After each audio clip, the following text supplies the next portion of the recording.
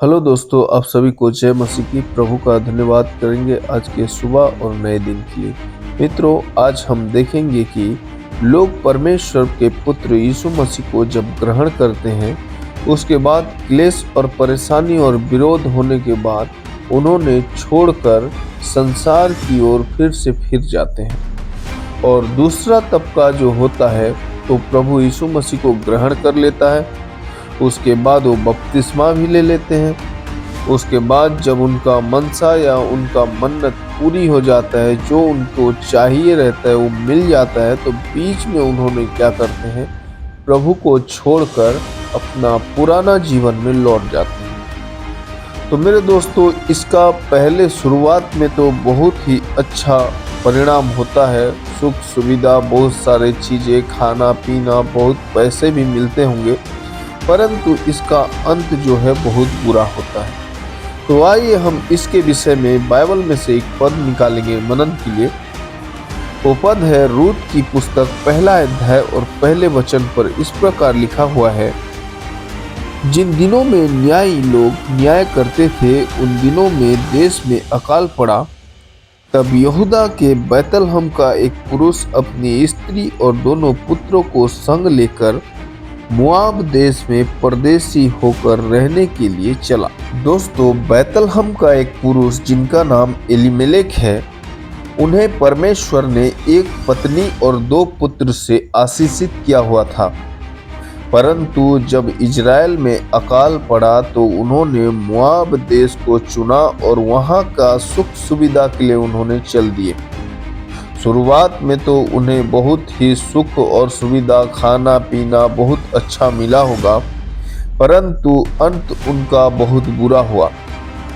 इसी प्रकार जब एक मसीह के जीवन में प्रार्थनाओं का कमी होने से आशीषों का अकाल पड़ने लगता है, क्योंकि हम कई बार प्रार्थनाओं को टालने लगते हैं कि भोर की प्रार्थना कल कर लेंगे, शाम की प्रार्थना कल कर लेंगे, आज समय हो गया है, नहीं बैठेंगे, ऐसे करके हम टालने लगते हैं। और इसी के कारण ही हमारे जीवन में संकट आता है। एलीमेलेक ने भी जब इजराइल में अकाल पड़ा तो उन्होंने मोआब देश को चुना। परमेश्वर पर उन्होंने भरोसा नहीं रखा। इसीलिए मित्रों, आइए इसके विषय में हम नया नियम में एक वचन देखेंगे। वहां पर इस प्रकार लिखा हुआ है, सकेत फाटक से प्रवेश करो, क्योंकि चौड़ा है वह फाटक और सरल है वह मार्ग जो विनाश को पहुंचाता है, और बहुत से है जो उससे प्रवेश करते हैं। क्योंकि सकेत है वह फाटक और कठिन है वह मार्ग जो जीवन को पहुंचाता है, और थोड़े हैं जो उसे पाते हैं। दोस्तों, जीवन में ले जाने वाला मार्ग कठिनाई से प्रवेश करना पड़ेगा, परंतु सुख सुविधा और बहुत सी अच्छी चीजें जहां मिलती है वो विनाश की ओर लेकर जाती है। प्रभु यीशु मसीह कहते हैं कि सकेत फाटक से प्रवेश करो, उस फाटक से प्रवेश करो जिसमें कठिनाई से लोग जाते हैं, परंतु उसमें कोई ही जाते हैं। क्योंकि संसार के चौड़ा फाटक पर बहुत सारे सुख और सुविधा तो शुरुआत में होते हैं, परंतु अंत में उसका नरक जाना होता है। एलीमेलेक ने भी यही किया था। उन्होंने जब संकट के समय इजराइल में अकाल पड़ा तो उन्होंने इजराइल को छोड़कर, इजराइल के परमेश्वर के ऊपर भरोसा छोड़कर उन्होंने मोआब देश की ओर मुड़ा। और वहां पर जाने का तो छोड़िए, उनका दोनों पुत्रों के लिए मोआबी स्त्री भी ब्याह ली। दोस्तों, इसका परिणाम अंत में बहुत ही बुरा हुआ। दोस्तों, इसके विषय में आइए हम देखते हैं कि नया नियम में पौलुस क्या कहते हैं। क्या हमें मसीह के प्रेम से अकाल क्या हमें दूर लेके जा सकता है? अकाल हो या भूखमरी हो। आइए हम एक और वचन निकालेंगे। रोमियो की पत्री 8 अध्याय उसके 35 पर इस प्रकार लिखा हुआ है, कौन हमको मसीह के प्रेम से अलग करेगा? या क्लेश या संकट या उपद्रव या अकाल या नंगाई या जोखिम या तलवार? दोस्तों, इन सब सारे चीजों हमें परमेश्वर से अलग नहीं कर सकते।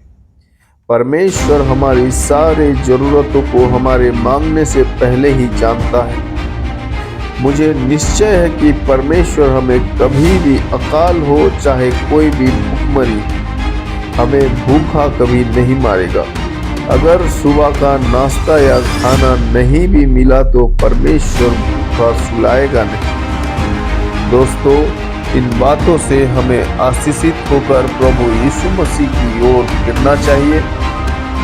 इसीलिए हमें अकाल हो या बीमारी हो या क्लेश हो या विरोध हो, हमें दृढ़ता के साथ उसका सामना करना चाहिए, ना कि प्रभु यीशु मसीह को छोड़कर संसार की ओर जाना चाहिए।